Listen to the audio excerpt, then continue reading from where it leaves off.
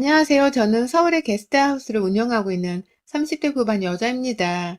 40대 초반의 남편과는 6년 전에 시골을 옮고 현재 아이는 없는 상태입니다. 둘 다 아이를 무척 가지고 싶어 했지만 이제는 둘 다 나이가 있기 때문에 현실적으로 어려울지도 모른다는 생각에 거의 포기를 해버린 상태나 마찬가지예요. 시험관 시술도 여러 차례 해봤었지만 모두 다 실패를 했고 그쯤 되니 아이는 우리 운명이 아닌가 싶더라고요. 슬픈 와중에 주변을 둘러보면 모두가 자기 아이 하나쯤은 가진 채 행복하게 살고 있었기 때문에 우울하고 괴로웠던 순간들도 참 많았습니다. 나 혼자 무슨 죄를 지었길래 아이가 없나 싶어서 제 배를 한참 들여다보면서 정신 나간 사람처럼 방 안에 갇혀 지낸 적도 있었네요. 하지만 그런 앞날에 대한 회의감, 아이를 향한 욕심 같은 것들은 코로나가 터지면서 한 방에 정리가 되더라고요. 현실적인 돈 문제 앞에서는 이런 고민 걱정들이 아주 그냥 아무짝에도 쓸모가 없는 사치가 되었습니다. 제가 운영하는 게스트하우스는 저의 전 직장에서 받은 퇴직금과 부모님으로부터 물려받은 단독주택 하나를 가지고 시작했던 사업이었습니다. 과감했던 저의 첫 사업이자 저의 전 재산이 몰빵된 사업이었어요. 부모님은 아직 정정하게 살아계시지만 관리하기 힘든 단독주택을 버거워하셨고 마침 동네 주변이 중국 관광객들도 많이 몰려온다고 하고 여기저기 상권이 활발히 커지면서 게스트하우스를 운영하는 것에 관심을 두셨었는데요. 본인들이 직접 해보자니 손이 가는 일이 너무 많다는 소리를 듣고는 저한테 바로 넘겨주시더라고요. 알아서 잘 관리를 해보면 살라고 말이죠. 그 바람에 저도 용기를 내서 대학 졸업하고 30이 넘어서까지 열심히 다니던 직장을 때려쳤습니다. 제 젊은 시절을 다 바쳐 일했던 직장이었지만 정말로 큰 용기를 가지고서 사표를 냈었어요. 퇴직금 쏟아부어다가 단독주택 인테리어를 싹 다 해버렸고 방마다 침대 들이고 가구 들이고 정원까지 가꾸면서 제 온 하루를 투자해 만들어낸 게스트하우스였습니다. 당시 남편은 저랑 교제를 하고 있던 남자친구였는데 제가 회사를 그만두고 숙박 사업을 하는 과정을 옆에서 다 지켜봤었어요. 남편은 직장을 다니고 있었기 때문에 제가 일하는 시간에 볼 수가 없었지만 주말이면 꼭 저희 숙박에 와서는 완성되어 가는 과정도 지켜보고 잡일도 도와주곤 했습니다. 그냥 우리 부부가 꽁냥거리면서 연애도 하고 일도 했던 의미 있는 공간이었어요. 그런데 코로나로 인해서 그 많은 손님들이 정말 한순간에 끊기더라고요. 사람은커녕 개미새끼 몇 마리만 마당에 기어다니고 있는 상황이었습니다. 제법 돈이 잘 벌린다고 생각을 해오던 참이었는데 갑작스런 바이러스의 출몰로 저는 여간 멘붕에 빠진 게 아니었어요. 아이 문제로 개인적인 마음고생했었던 와중에 사업까지 그 모양이 돼버리니 난감했습니다. 나한테 죽으라는 소리인가 싶기도 했습니다. 다행히 친정 부모님의 연락과 말씀으로 어떻게든 정신은 부여잡고 살 수 있었어요. 사실 아이 문제로 인해서 남편과는 결혼 생활이 가면 갈수록 어색해져가고 남보다도 못할 정도로 멀어져만 갔었거든요. 함께 게스트하우스의 일을 도와주며 자기 일 마냥 신경 쓰고 애정을 쏟아붓던 남편도 어느 순간부터는 아이 문제를 핑계 삼아 신경질을 부리며 관심을 툭 끈더군요. 그러곤 꼭 네 일은 네가 알아서 해. 내가 와주길 바라지도 말고 내가 뭘 해주길 바라지도 마. 네 사업이니까 돈이 벌려봤자 네 직업으로 들어가잖아. 라면서 매정한 말을 하더군요. 우리 부부 사이가 좀 더 풍족하게 잘 살고자 하는 사업이었는데 남편은 꼭 네 사업인지 내 사업인지를 따져가며 저와 선을 그으려 했습니다. 사업의 수입을 나눠주지 않아서 그런가 싶어 용돈을 줄여 하기도 했었는데 돈만 받고는 입을 꾹 다물더라고요. 고맙단 소리 한 번 하지 않은 채 그 돈으로 자기 엄마만 모시고서 급기야 소고기까지 사주러 가더라고요. 나 엄마랑 밥 먹고 들어가. 라면서 퇴근길에 전화가 와서는 자기 혼자 시어머니를 만나 고기를 구워 먹고는 집으로까지 소고기 냄새를 아주 솔솔 풍기며 들어왔습니다. 맛있게 먹었어? 라고 모른 척 물어보면 남편은 네가 준 돈으로 라며 속 터지는 대답을 하곤 했죠. 그러면 아니나 다를까 시어머니는 문자가 와서 네가 애는 없어도 시어머니 호강을 시켜줄 줄 아는구나. 그래 그렇게 용돈도 팍팍 주면서 네 남편 키는 네가 살리고 살아야 하는 거다. 비록 애가 없어서 네 남편 키가 많이 상했을 테지만 돈이라도 아낌없이 쥐어주며 남편 대접 잘해줘라. 라며 꼭 남편을 거두는 잔소리를 하곤 하셨습니다. 정확히 따지자면 잔소리가 아닌 헛소리였죠. 그런 식으로 제가 고생해서 건네주는 돈을 입 꼭 다물고 받아먹더니만 저희 부모님을 위한 선물 하나 사줄 생각도 안 하고 저를 위한 근사한 외식 한번 해줄 생각을 하지 않는 남편에게 딱 코로나가 터지기 직전에 용돈을 끊어버렸어요. 그게 작년 초였죠. 무작정 용돈을 안 준다면서 남편은 마치 맡겨놓은 돈이라는 마냥 제게 화를 내기 시작했고, 그런 남편의 모습에 저는 더 진절머리가 나며 정이 뚝 떨어졌습니다. 그러던 와중에 갑자기 코로나가 찾아오게 되었고요. 그 바람에 제 사업이 잘 되지 않아 힘들어하니까 남편도 사람이긴 한 건지 용돈 문제는 더 이상 언급하지 않더라고요. 코로나 덕분에 오히려 남편하고의 신경전이 뚝 끊겨버리게 되었고, 저는 저대로 남편은 신경도 쓰지 않은 채 숙박일을 일으켜 보겠다며 밖에서 고군분투를 하고 살았습니다. 남편과 시어머니께 신경을 하나도 쓰지 않으니 제 정신 상태는 솔직히 이전보다 훨 맑아져갔어요. 보통 같으면 집에서 남편 눈치에 시어머니 전화 눈치까지 보면서 혼자 속 끓이는 일이 많았을 텐데, 일에 몰두를 하다 보니 그 누구도 신경이 쓰이질 않았습니다. 먹고 사는 현실적인 문제가 더 급한데 시무한 남편은 제게 아무짝에도 쓸모없는 것들이었으니까요. 그 사이 저는 저대로 외국인 관광객들이 아닌 국내 소비자들에게로 사업의 방향을 빠르게 전환시켜 그나마 손해를 덜 본 채로 밥벌이는 하고 살 수 있게 되었습니다. 전보다 분명 반값도 싸졌고 손해보는 일이 많았지만 내 일을 계속하고 있는 게 어디냐는 마음으로 정신을 붙잡고 열심히 일을 했어요. 하지만 제 일이 다시 잘 되기 시작하니 남편이란 놈이 옆에서 신경을 긁기 시작했습니다. 바로 잊혀졌던 그 용돈 문제로 말입니다. 가장 첫 시작은 바로 시어머니셨어요. 올 초부터 부쩍 저한테 전화를 하시더라고요. 그 전까지는 이러다 제가 숙박 사업을 쫄딱 말아먹고는 자기한테 돈이라도 꿔달라고 하는 게 아닌가 싶었는지 제게 통 연락도 하지를 않으셨거든요. 그런데 제가 막 집에서도 손님 상담 전화를 받고 예약이 바빠져 숙소에서 집까지 왔다 갔다 하는 걸 남편한테 들었는지 갑자기 올 초부터 부쩍 자주 연락을 해오셨어요. 처음에는 요즘 사업이 바빠졌다며? 다행이다. 뭐 일손 필요한 건 없니? 라며 문자가 와서는 제 사업이 어찌 진행되어 가고 있는지를 슬쩍 떠보시더라고요.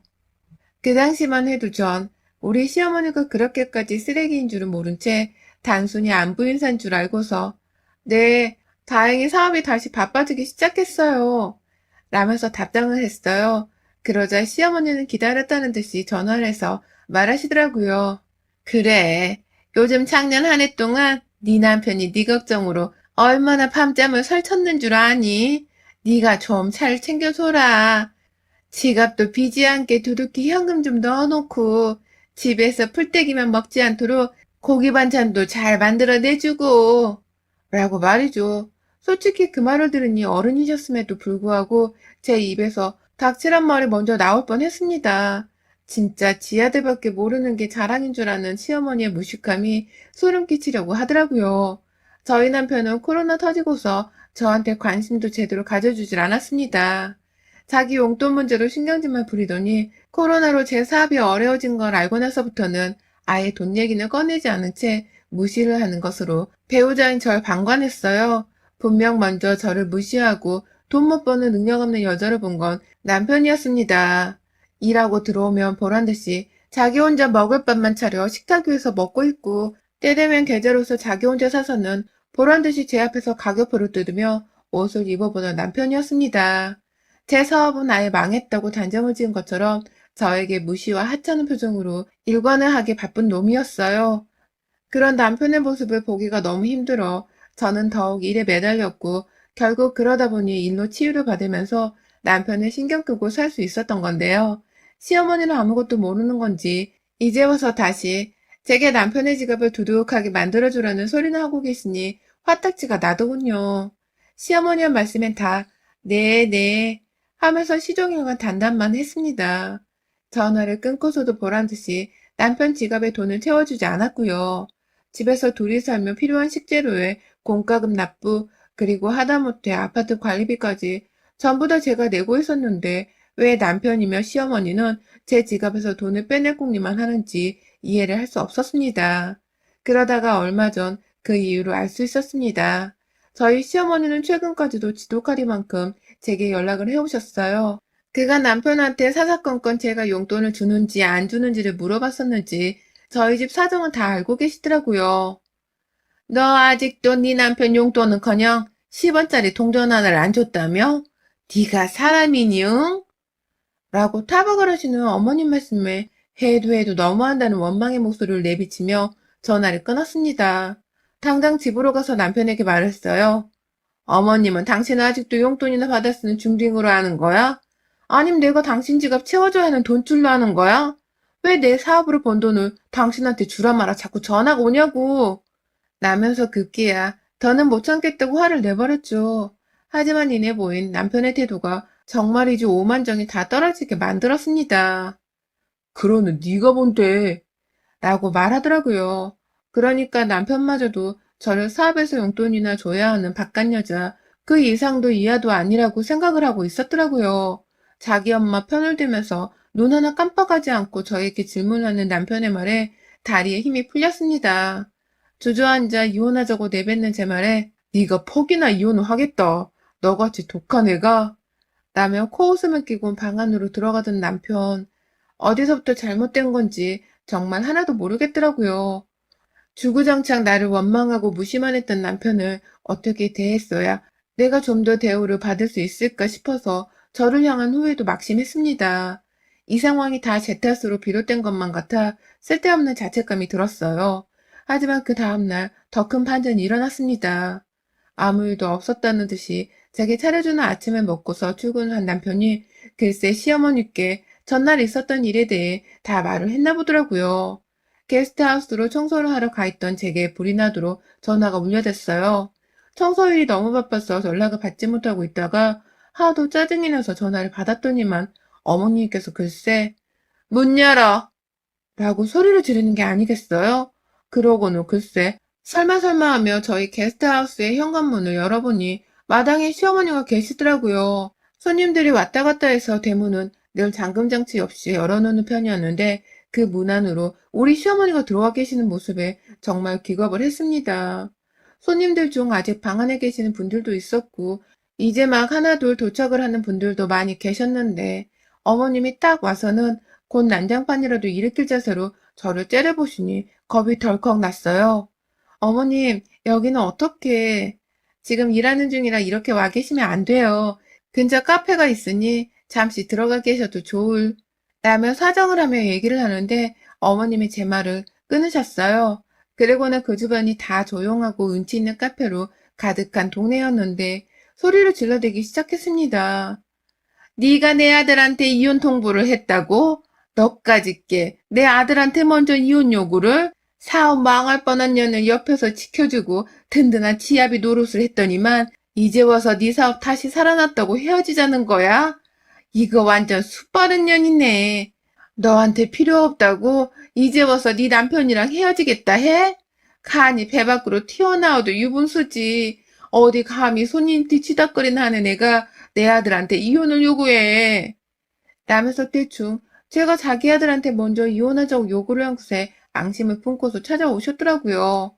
내 남편이 언제 제 옆에서 든든한 남편 역을 해줬는지 기억도 안 나지만 저를 찾아와 제 아들의 남편이 어딨냐면서 자기 아들을 두둔하기에만 급급했습니다. 제가 아무리 진정하라 용을 쓰고 애를 써도 제 말은 귓등으로 듣지라 하는 채 마당에서 계속 소란을 피워댔어요. 지방에서 잠시 올라와 계셨던 한 40대 남자 손님께서는 무슨 일이냐며 놀래 마당으로 뛰쳐나오셨고 결국 저는 손님들께 방해가 될까봐 급히 시어머니를 모시고 게스트하우스 안으로 들어왔습니다. 안으로 들여보내면 적어도 소리나 안 지른 채 제 앞에서 대화를 해보려 하실 것 같았거든요. 남편한테는 문자를 보내니 네가 알아서 해결해. 너가 이혼하자고 해서 이렇게 된 거잖아. 라면 자기 엄마 일에 아예 나몰라라 하더라고요. 자기 부인 사업장이 자기 엄마 때문에 난리가 났는데도 남일인 마냥 모른 척을 했어요. 그러니 저도 사람인지라 화가 나기 시작했습니다. 모자지간에 해도 정말 너무하더라고요. 제가 사업이 힘들 때는 쳐다도 보지 않고 연락조차 하지를 않더니만 사업이 좀 나아진다 싶으니 또 용돈을 달라고 난리고 급기야 자기 아들한테 이혼 통보를 했다고 난리 부르스를 떠는 꼴이라니. 게다가 자기 아들이 지아비 노릇을 잘한 줄로만 알고 있는 시어머니의 말씀이 생각을 할수록 열불이 났습니다. 문제는 시어머니가 쉽사리 제 게스트하우스로 나갈 생각을 하질 않으셨다는 겁니다. 자기 아들한테 이혼말을 먼저 꺼낸 것을 취소하고 당장 무릎이라도 꿇고 사과를 하라고 말하면서 말이죠. 급기야 자기 아들한테 올 때 미리 연락을 해놨기 때문에 지금 회사도 반차를 내고 저희 게스트하우스로 오는 중이라고 하는 겁니다. 아까는 분명 자기 엄마에 대해서 깜깜무소식이라는 듯이 모른 척하고 대수롭지 않아 했던 남편이 지금 저한테로 오는 중이라고 말이죠. 이제 보니 모자들끼리 서로 짜고 쳐서는 저를 한번 무릎이라도 꿇린 채 용돈이라도 받아보려고 아니면 기라도 죽여서 어떻게든 구워 삶아 보겠다고 작정을 한 듯 했습니다. 하지만 저는 당장 도움을 요청할 수 있는 사람들이 아무도 없었어요. 그러다 아까 마당에서 마주했던 40대 손님께서 멀찌감치서 저를 조용히 부르더라고요. 호들갑을 떨며 화를 내는 시어머니를 내버려둔 채 급하게 손님께로 달려나갔습니다. 그러자 손님은 내가 얘기를 계속해서 들어봤는데 사장님 괜찮아요? 라면서 저를 걱정해 주셨어요. 순간 그 말씀에 저도 모르게 울컥한 나머지 죄송합니다. 집안일인데 여기까지 끌고 와서 라며 눈물을 훔쳤고 급기야 손님께서는 경찰을 불러서 영업방해로 고소라도 하라며 정신을 차리라고 하시더라고요. 그리고 그 순간 현관 밖에서는 남편이 도착을 했습니다. 정말 손님 말씀이 맞았어요. 내가 지금 시어머니와 남편한테서 이런 취급을 받고 있느니 당장 경찰이라도 불러서 저것들을 싹 다 내쫓아 홍군형을 내줘야겠다 싶더라고요. 겁을 먹고 있다가 뒤늦게야 손님 말씀에 정신을 차린 겁니다. 저는 바로 손님께 불러주세요 라는 한마디를 남긴 채 남편을 게스트하우스 거실 안으로 들였어요. 핸드폰 녹취를 하면서 저는 몇 번이고 두 사람에게 여기서 나가주세요. 손님들 오셔야 하고 아직 계시는 손님들도 있어요. 저 혼자 청소해야 해서 시간이 없어요. 라며 몇 번이고 말씀을 드렸습니다. 녹음을 신경 쓰면서 최대한 제 화를 가라앉힌 채 영업이 방해된다는 말도 아끼질 않았네요. 아니나 다를까 시어머니는 제 영업에 관심이 없다며 나가기를 거부했고 급기야 저는 바깥에서 경찰로 추정되는 사람들이 대문을 열고 들어오는 소리가 들리는 그 순간 그리고 밖에 있던 손님이 여기에요 라면서 경찰을 향해 외치던 그 순간 이때밖에 없다면서 무작정 시어머니께로 달려들었습니다. 나가라고 몇 번을 말해 라면서 소파에 앉아 상견 행세를 하고 있는 시어머니의 머리를 옆에 있던 남편에게로 확 박치기를 해버렸어요. 며느리의 돌발 행동에 저희 시어머니는 손쓸 새도 없이 자기 아들과 머리가 박치기 되는 어처구니 없는 짓을 당했고 이내 아프다며 곡소리를 내는 와중에 제 손에 뺨을 맞으셨습니다. 게스트하우스 청소를 하느라 굳은 살이 박힐 대로 박혔던 제 손에 시어머니는 아주 그냥 통쾌할 정도로 거칠게 뺨을 얻어맞으신 거죠.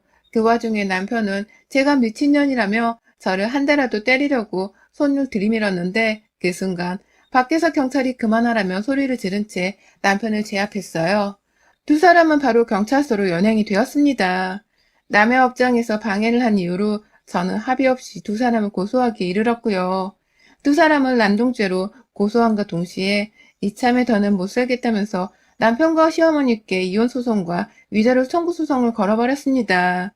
제 이혼에 책임이 없잖아 있는 시어머니께도 남편과 마찬가지로 정신적 피해에 대한 위자료 청구를 했고요. 남편에게는 그간 소홀하고 무심했던 결혼 생활의 책임을 물어 이혼 유책자로 소송을 걸어버렸죠. 시어머니와의 마찰에서도 나 몰라라 하며 무시하려 했던 남편이 보낸 문자를 죄다 증거로 제출을 해버렸습니다.